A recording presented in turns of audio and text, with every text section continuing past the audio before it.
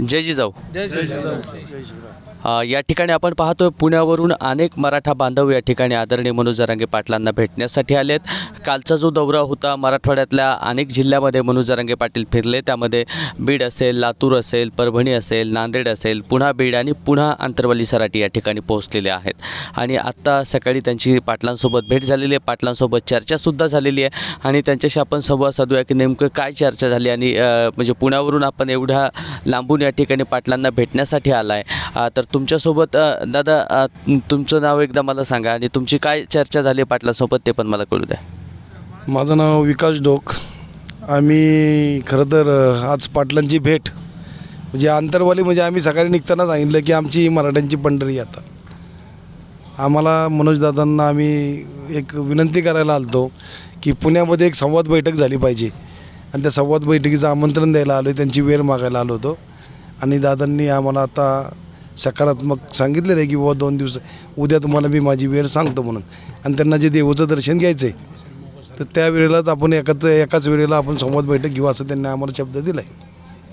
नक्कीच अर्थात संत तुकोबाराय जगद्गुरू तुकाराम महाराज म्हणजे त्यांच्या अभंगातून आमची कानउघडणी करतात. आणि संत तुकोबारायांना मानणारे मनोज जरांगे पाटील आहेत, वारकरी संप्रदायाला मानणारे मनोज जरांगे पाटील आहेत. आणि पाटलांनी इच्छासुद्धा, तुम्ही पुण्यावरून आलाय, देऊच्या जवळचे आहात म्हणून पाटलांनी इच्छासुद्धा व्यक्त केली की आपल्याला संत तुकोबारायांच्या चरणावरती सुद्धा नतमस्तक व्हायचं आहे. आणि तेव्हा आपल्याला तिथे आढावा बैठकीचं कसं नियोजन पुण्यामध्ये होईल आणि तुमच्या माध्यमातून पुणेकर समजा आता दादांच्या आंदोलनाकडे कसं पाहताय? कारण पुण्यामध्ये जर बघितलं तर राजकीयदृष्ट्या वेगवेगळे म्हणजे बलाढ्य समजा नेते पाहायला मिळतात पुण्यामध्ये. आणि आज जर बघितलं तर वातावरण हे मराठा आरक्षणाचं आहे. आणि याच्यामध्ये नेमकं आणि त्या नेत्यांकडं आणि या आंदोलनाकडं आपण कसं पाहता तरुण म्हणून? नमस्ते, मी पुण्यावरून अनिकेत देशमाने. आज पुणे शहरातही आपण जसं महाराष्ट्रात आज आपला सगळा वनवा पेटला आहे मराठ्यांचा, तसाच पुण्यातही वनवा पेटलेला आहे. त्यासाठीच आज आम्ही पुण्यावरून खास आंतरवालीला दादांना विनंती करायला आलो आहे की आपण पुणे शहरात एक संवाद बैठक घेऊयात. त्याची आम्ही 2-3 ठिकाणंही निवडलेली आहेत. त्यातली आता दादांच्या तारखेनुसार आपण त्यात कुठलं ठिकाण फायनल करायचं, नक्की किती मराठा समाज तिथं येईल हे सगळं आपलं ठरल्यानंतर आपण पुणे शहरात ही मोठी संवाद बैठक करणार आहे.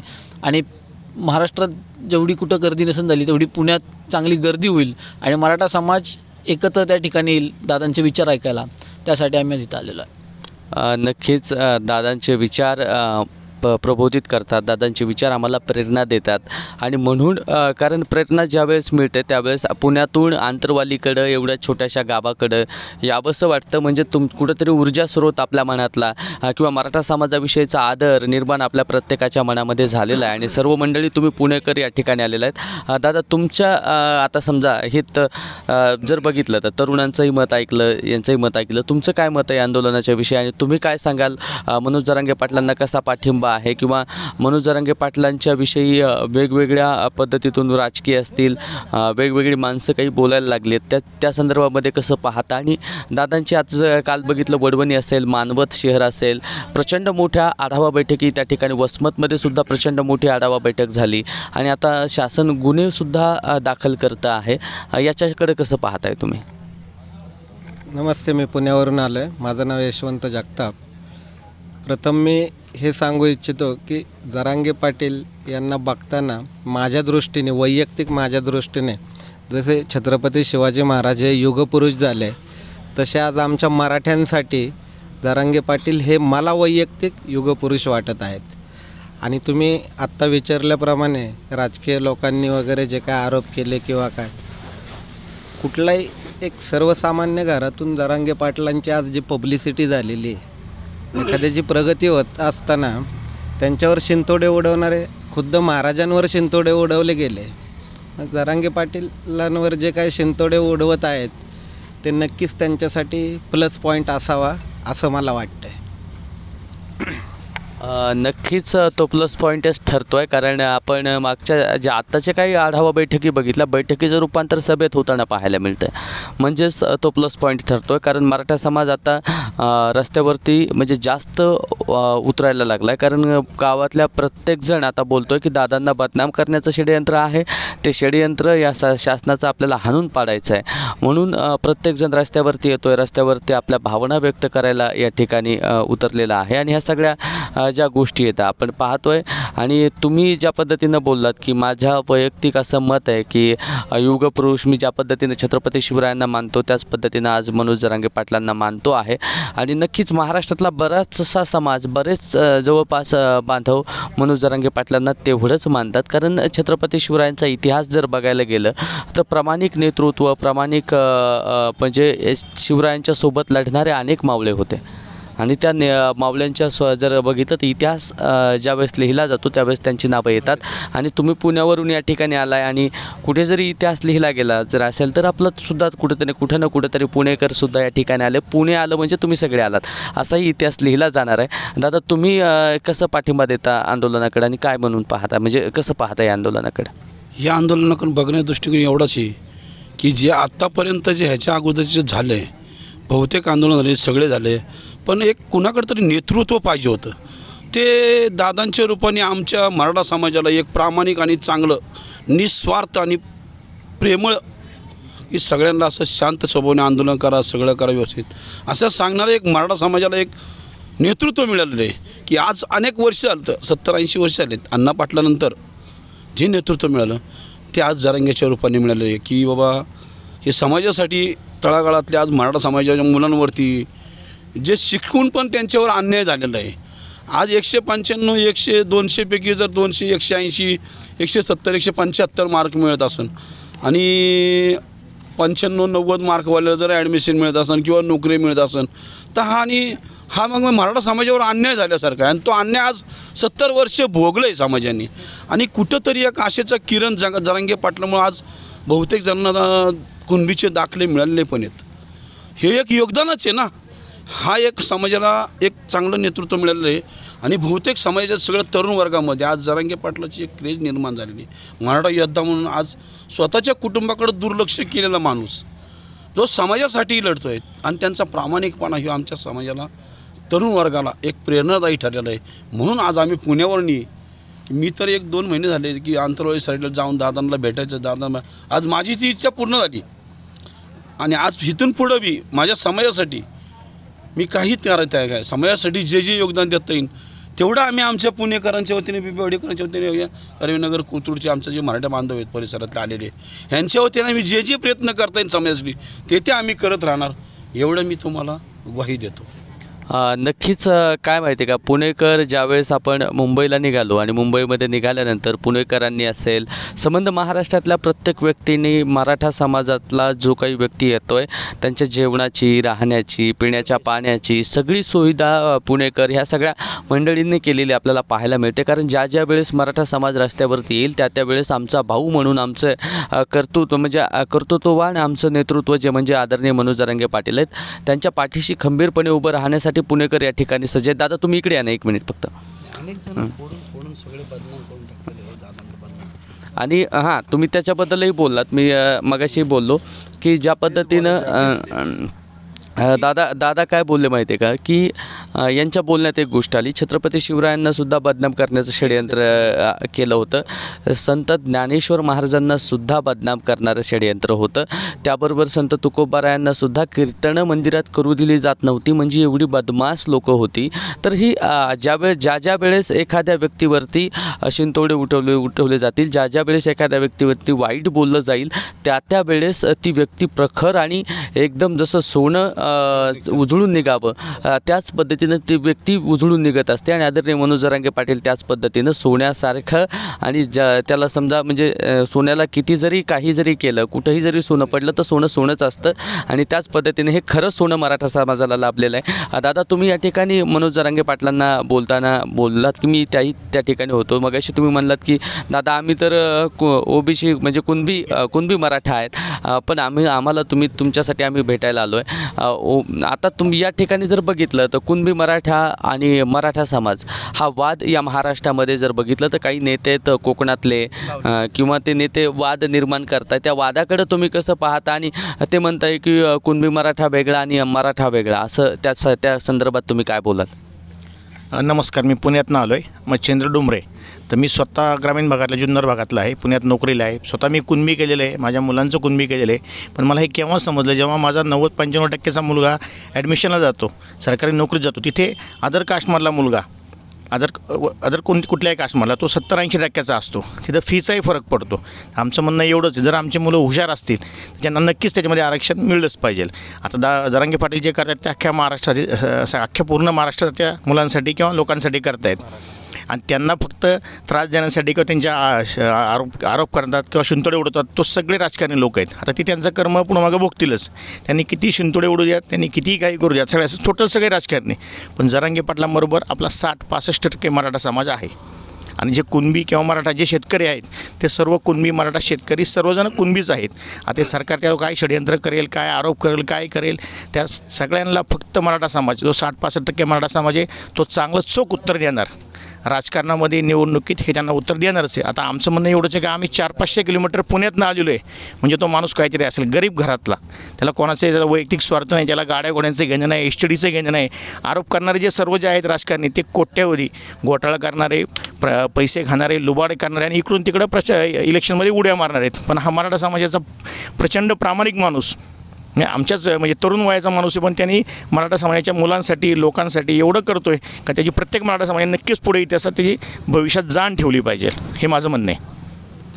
नक्कीच आदरणीय मनोज जरांगे पाटलांची जाण ठेवणं गरजेचं आहे. मनोज जरांगे पाटलांच्या विषयी तुमच्या, माझ्या प्रत्येकाच्या मनामध्ये नितांत आदर आहे, प्रेम आहे. कारण दादा हे आमच्यासाठी लढत आहेत. कारण इथले प्रस्थापितांनी आम्हाला आजपर्यंत ज्या काय आमच्या कुणबी नोंदी सापडत आहेत त्या उगाच नाही ना सापडत.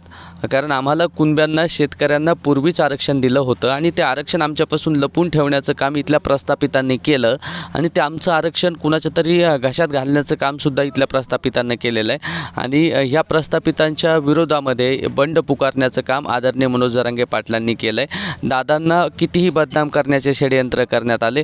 काल दादांनी सांगितलं की कालच्या जी आढावा बैठक झाली वसमतची असेल, नाही, कालची आढावा बैठक जी या ठिकाणी आपण जर बघितलं वडवणीची असेल, वडवणीच्या आढावा बैठकीमध्ये किंवा त्याच्यानंतर गोरक्षनाथ टेकडीवरची जी आढावा बैठक झाली त्यामध्ये दादांनी सांगितलं की मला कसं बदनाम केलं जाऊ शकतं आणि पुन्हाही म्हणजे डाव पुढचे पडत आहेत आणि ते डावसुद्धा आपल्याला हाणून पाडायचे आहेत. कारण हे नेतृत्व मराठा समाजाला खूप वर्षानंतर मिळालं आहे. आणि काय माहिती आहे का, या ठिकाणी जर बघितलं तर तुम्ही नाव घेतलं अण्णासाहेब पाटील.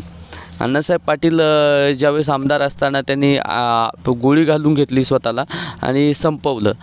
हे सुद्धा नेतृत्व मराठा समाजाला खूप वर्षानंतर मिळालं होतं, पण ते नेतृत्व स्वतःला संपवलं. हे कुठंतरी मराठा समाजाची हानी त्या ठिकाणी झाली होती, मोठी हानी त्या ठिकाणी झालेली आपल्याला पाहायला मिळते. पण आत्ता अण्णासाहेब पाटलांचा मुलगा जो काही समजा आहेत, नरेंद्र पाटील, आरक्षणाच्या विषयी कुठं बोलताना दिसत नाहीत, मराठा समाजाच्या विषयी काही बोलताना दिसत नाहीत. आणि त्यांच्याविषयी तुम्हाला काय वाटतं?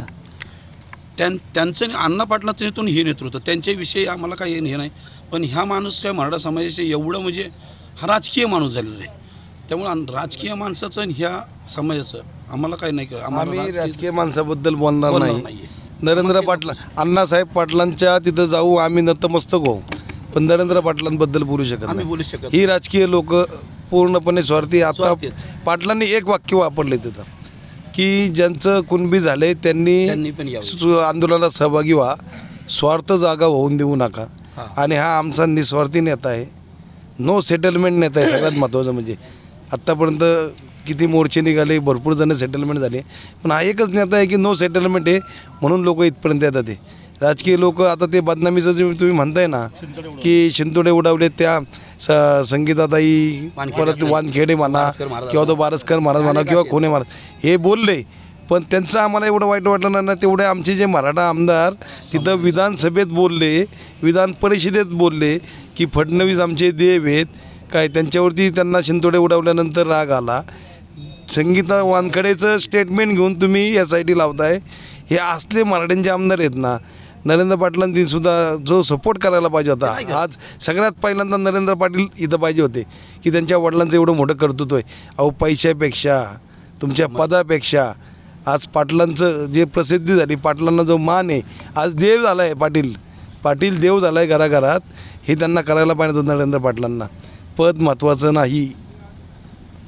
नक्कीच काय माहिती आहे का, हां देतो की नक्कीच ह्या सगळ्या ज्या घडामोडी आहेत, कारण एखादं नेतृत्व, एखाद्या घरामध्ये प्रामाणिक नेतृत्व उभं राहिलं आणि कारण संघर्षच पुढे जर पाहायला मिळाला नाही तर ती मुलं तशा पद्धतीची घडत नाहीत. कारण बापानं जे काही संघर्ष केला किंवा वडिलांनी जे काही संघर्ष केला, वडील आमदार झाले म्हणून लगेच खालची फळी, दुसरी फळी उभी केली जाते की माझे वडील आमदार होते मग आता मी सुद्धा आमदार होणार. अरे इथं शेतकऱ्याच्या, कष्टकऱ्याच्या पोरांनी तुम्हालाच मतदान करायचं का? शेतकऱ्याच्या पोरांनी कधी पुढं यायचं नाही का? या ठिकाणी शेतकऱ्याचा मुलगा आज पुढं येतोय. शेतकऱ्याचा मुलगा समाजाची म्हणजे दुःख जाणून घेत आहेत. शेतकऱ्याचे मुलगा समाजाला बोलत आहेत, समाजाला प्रबोधित करतायत. हे तरी इथं कुठंतरी प्रस्थापितांना खुपतं आहे. कारण अण्णासाहेब पाटलांविषयी आदरणीय मनोज जरांगे पाटलांच्या मनामध्ये नितांत आदर आहे. कारण ही सर्व जी काही मराठा समाजासाठी लढणारी जी काही जी मंडळी होती त्या प्रत्येकांच्या विषयी आदर आहे. पण वडिलांचं नाव लावायचं, राजकारण करायचं, कुठेतरी पैसा लुबाडायचा, अशाही कारण गोष्टी या ठिकाणी पाहायला मिळतात. कारण मुंबईला जे आंदोलन झालं त्या आंदोलनामधून आम्हाला वापस पाठवण्यामागं सुद्धा तुम्ही ज्यावेळेस स्टेजवर होतात आज आम्हाला कळायला लागलं की षडयंत्र तुमचं होतं का त्यावेळेस. कारण नक्कीच, कारण मराठा समाज ज्यावेळेस 2017-18च्या वेळेस जे आंदोलन झालं त्यावेळेस बहुसंख्य मराठा समाज त्या ठिकाणी पोहोचला आणि आरक्षण भेटलं म्हणून तुम्ही डंका वाजवला आणि मराठा समाजाला तिथून वापस पाठवलं तुम्ही. आणि ह्या सगळ्या गोष्टी जर आज बघितलं आणि तुम्ही लगेच टॅटो गोंधून देवेंद्रचा टॅटो तुमच्या चांगला हातावरती, म्हणजे अहो तुम्ही तुमच्या बापाचाच टॅटो गोंधा ना. अण्णासाहेब पाटलांच्या विषयी आमच्या मनामध्ये नितांत आदर आहे. ते व्यक्तिमत्व आमच्या आजही आमच्या रक्तातून आम्हाला जर बघायला गेलं तर आजही आमच्या अंगावरती काटा उभा राहतो. कारण अण्णासाहेब पाटलांचं तेवढं कर्तृत्व आहे आणि त्या कर्तृत्वापुढं ज्या शून्य नेतृत्व, शून्य कर्तृत्व आणि कुटील कारस्थानं करणाराचा तुम्ही जर टॅटो गोंधत असाल तर तुम्हाला तुमची लाचारी नक्कीच आणि ह्या लाचारी पाहिजे समाजाचा भाग घेत नाहीयेत. हे लक्षात ठेवा. यांचे हात आहे ना ह्या लाचारीमुळे गुंतले गेलेत. त्यामुळे हे आपल्या समाजासाठी योगदान नाही यांचं येत. जे त्यांच्या वडिलांचं होतं ते ह्यांचं नाही आहे. ह्यांना आयतं सगळं मिळालेलं आहे. ही खरं असते. आणि कुणाची बाजू घेताय तुम्ही? समाजाची बाजू घ्या ना. तुम्ही त्यांना जर बाप मानत असाल तर ठीक आहे, आम्हाला काही त्याची घेणं नाही आहे. वस्तुस्थिती आहे, आम्हाला त्यांच्याबद्दल बोलायचंच नाही काही. ते महत्त्व दिल्यासारखं होतं आहे. कारण जो आमच्या समाजासाठी, जरांगे पाटलासाठी जो सपोर्ट करण, जो समाजाची बाजू घेऊन त्याच्या पाठी आम्ही नाही. जे आमच्या विरोधात गेलेत त्यांना त्यांची तर अवकत दाखवल्याशिवाय तर समाज हा राहणार नाही आहे आणि ती दाखवणार आहे काय. पण आमचं एकच म्हणणं आहे, जे प्रामाणिक माणसं तुम्ही जे बदनाम करताय ते योग्य आता तुम्ही थांबवणं गरजेचं आहे. नाही तर हे तुम्हाला जड जाणार आहे. हे असे लाचार बुजगावणी उभे करून आहे ना समाजाला काही फरक पडणार नाही, पाटलालाही काही फरक पडणार नाही. कारण जो प्रामाणिक असतो ना त्याच्या अंगावर शिंतोड ओढतात. जे डागी आहे तो उडी मारून तिकडे जातो आहे. कारण ते तिकडे बरफाटलेले आहेत. ह्यांचं भागलं, यांनी चोऱ्या माऱ्या केल्यात म्हणून आज तिथे ताटाखालची मांजर झालेली आहेत. त्यामुळे अशा नेत्यांवरती आमच्या समाजाचा काही परिणाम, आमच्या समाजावर काहीच परिणाम होणार. कारण सामाजिक त्यांना वाईट टाकल्यासारखं करणार. हे तुम्हाला इलेक्शनला कळन काय होईल ना ते तुम्हाला आता या चालू दिसेल आता तुम्हाला. कारण भविष्यात आता येणारी दिसेल. आज प्रत्येक मुलाला, तरुण मुलाला दिसतं की काय करतो आपला आमदार, काय करतो आपला खासदार, काय करतो आपला समाजाचा नेता. आज प्रामाणिक नेता असा मनोज जरांगे पाटलासारखा आज आपल्याला एक नेतृत्व मिळालं आहे. किती वर्षातून नेतृत्व मिळालं आहे. आज पाटील एवढं कष्ट हे कुणासाठी करतात? त्यांच्या घरादावर त्यांनी होळी केल्यासारखं केलेलं आहे. त्याग केला आहे मुलाचा, घराचा जात नाही. आज समाजासाठी ते इथं बसून आज उपोषण करतात, गावोगाव फिरतात. अहो आम्ही 3:30 वाजता निघालो तर आम्हाला तासभर लागलं तर डुकली लागती. आणि आज माणूस दिवसभर घराघरा पायाला भावरावून रात्रून दिवस अन्न खातो का नाही, झोपतोय का नाही हे कळत नाही. कसलीही ऊर्जा निर्माण झालेली.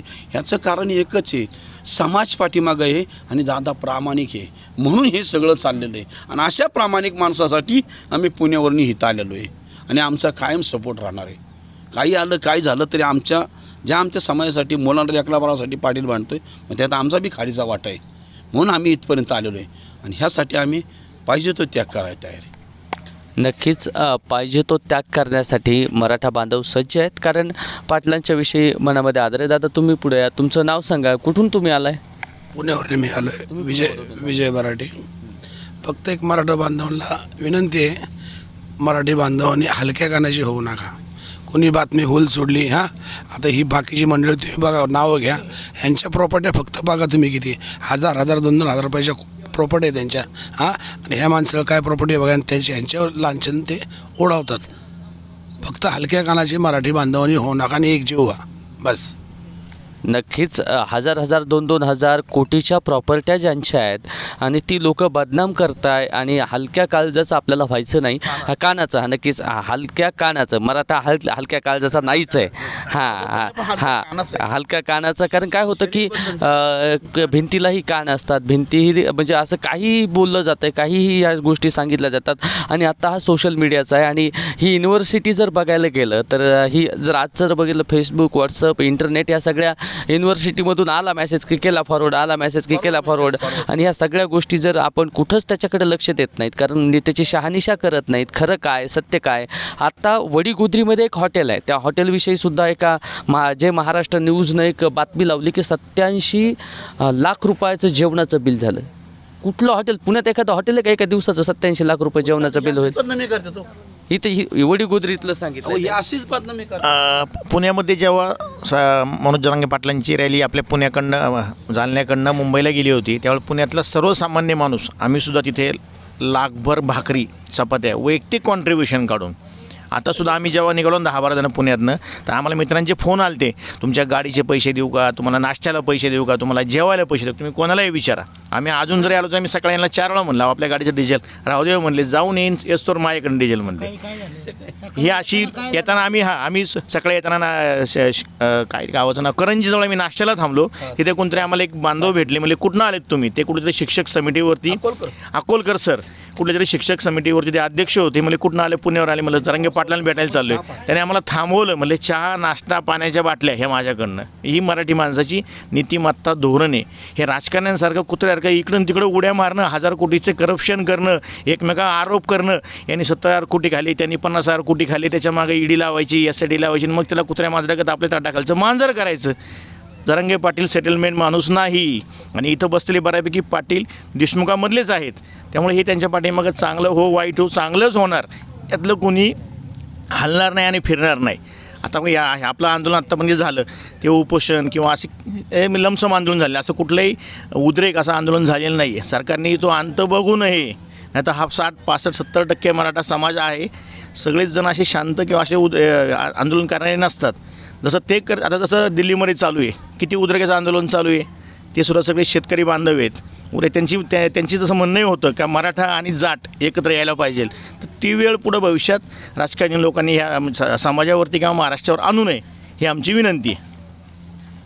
नक्कीच येत्या काळामध्ये जर काही गरज लागली तर मराठा जाट असेल किंवा महाराष्ट्र या ठिकाणी जर बघितलं, तंजावर या ठिकाणी सुद्धा छत्रपती शिवाजी महाराज आहेत. सगळे जवळपास 18 ते 16 राज्यांमध्ये मराठा समाज पाहायला मिळतो, ते सुद्धा या ठिकाणी एकवटलेला पाहायला मिळतो. आणि दादांना बैठकांसाठी सुद्धा बोलवलं जातं आहे. पण दादा आता सध्या आपला हे प्रश्न जोपर्यंत मार्गी लागत नाही तोपर्यंत आपण पुढच्या गोष्टी, तर दादा म्हणजे राजकारणात येणारच नाही आहे. दादांनी वारंवार ते सांगितलं, राजकारणाचा माझा काही संबंध नाही आहे आणि मी समाजासाठी काम करत नाही, समाजासाठीच लढण्याचं काम दादा करत आहे. दादा तुमचं काय म्हणणं आहे आणि तुम्ही काय सांगाल याच्या आंदोलनाच्या विषयी?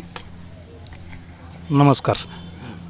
आम्ही सर्वजण जी मंडळी पुण्यातून आलो आहेत, पुण्यातल्या वेगवेगळ्या भागात राहणारे आम्ही सगळे आहोत, पण आम्ही आज जे इथे आलो आहे ते यासाठी आलो की आम्हाला मनोजदादांकडून पुण्यासाठी जी संवाद बैठक घ्यायची, त्याच्यासाठी वेळ घ्यायची होती, त्यासाठी आम्ही आलो आहे. पण इथे आलो असताना एक सरकारला हे निश्चित आम्ही सांगू शकतो की हे जे सरकार इतके वर्ष सातत्याने जे मराठा समाजाला जे फसवायचा प्रकार करत आहे, सुरुवातीला जे SC-BCचं आरक्षण दिलं ते कोर्टात टिकेल, हायकोर्टात टिकलं, सुप्रीम कोर्टात टिकलं नाही.